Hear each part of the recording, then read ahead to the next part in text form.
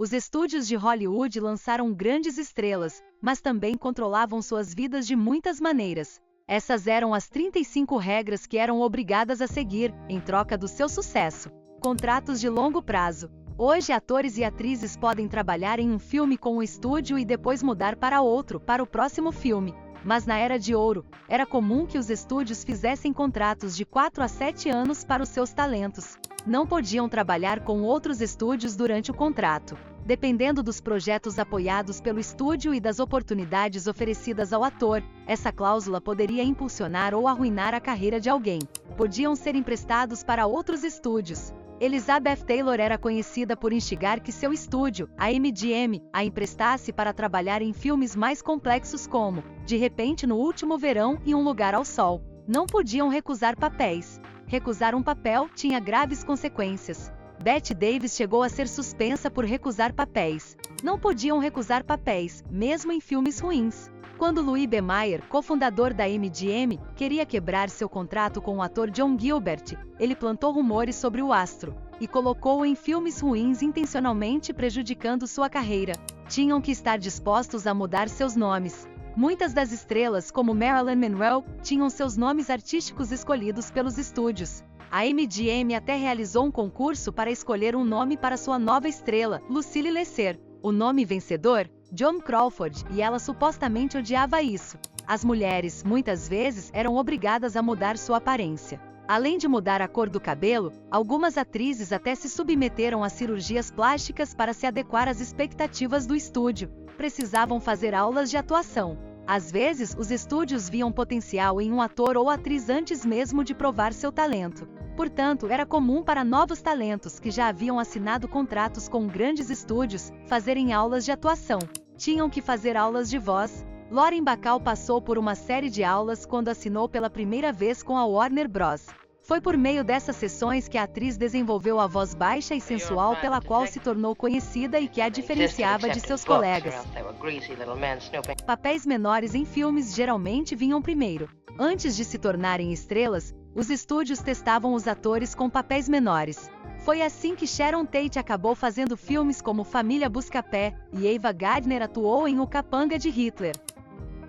As mulheres eram geralmente limitadas a papéis de A Garota ao Lado ou Bombshell. Os estúdios não mediam esforços para comercializar essas imagens para seu público, às vezes, até inventando histórias falsas para seus talentos. A aparência era tudo.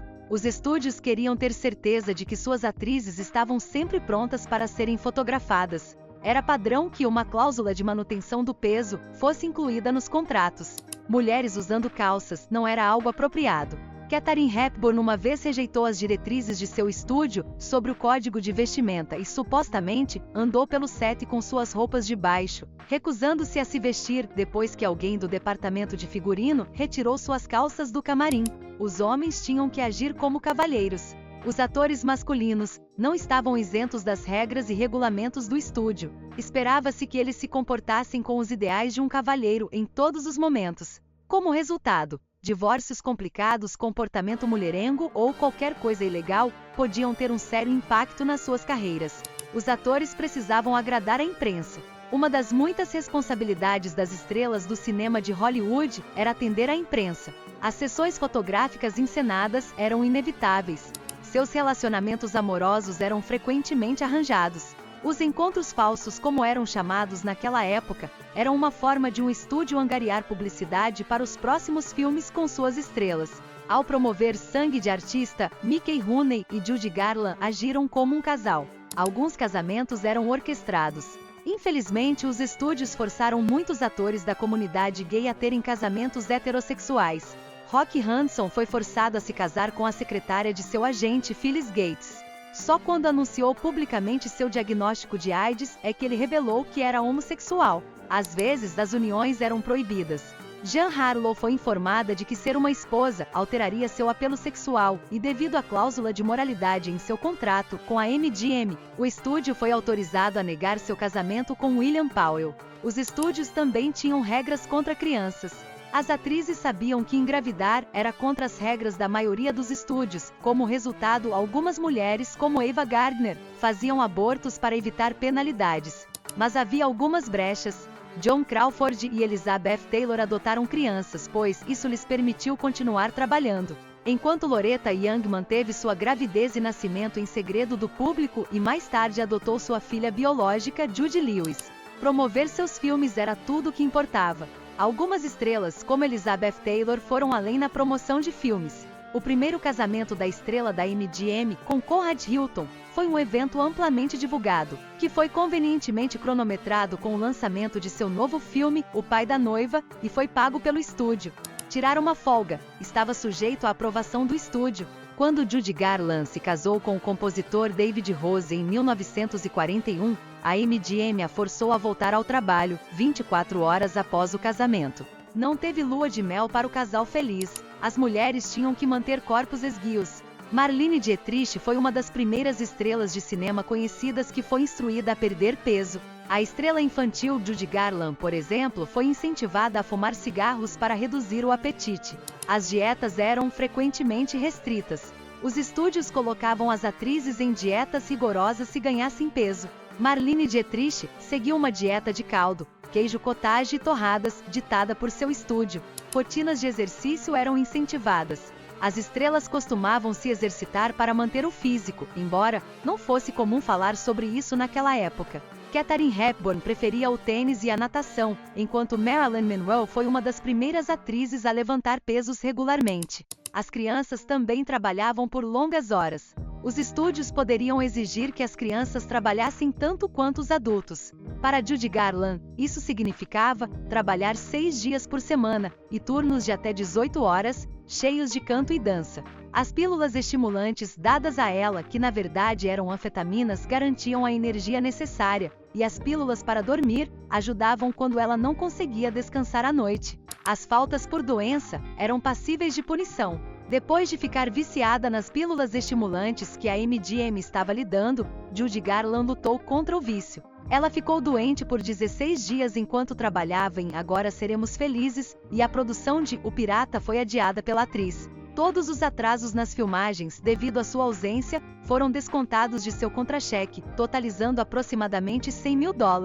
Até as crianças sabiam que não deviam desperdiçar o tempo do estúdio. Shirley Temple aprendeu desde muito jovem que nunca era uma boa ideia não ser profissional no set.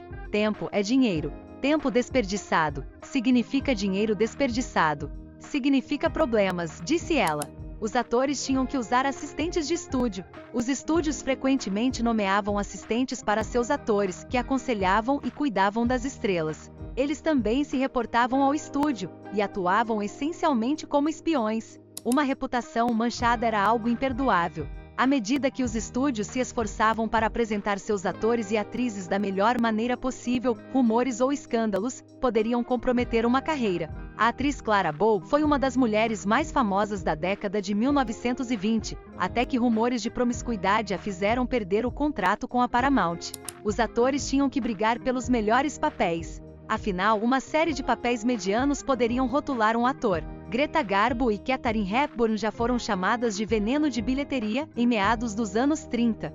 Hepburn finalmente saiu da situação, mas nem toda atriz conseguiu. Eles precisavam aderir a um código de produção. Desde 1934, existia um código de produção rígido que censurava os filmes. Atores e estúdios tiveram que cumprir os requisitos estabelecidos, que proibia palavrões, sexo e muito mais. Os beijos na tela eram fortemente regulamentados. Algumas das regras estabelecidas pela censura eram sobre beijos na tela, já que não eram feitos para parecerem muito luxuriosos, o que significava que não podiam durar mais do que 3 segundos. Isso explica todos aqueles beijos intensos, mas curtos, dos filmes antigos. Os amantes não podiam ficar muito confortáveis. Os atores não podiam ficar muito horizontais durante a filmagem de uma cena íntima. Por isso, um dos pés tinha que ficar no chão.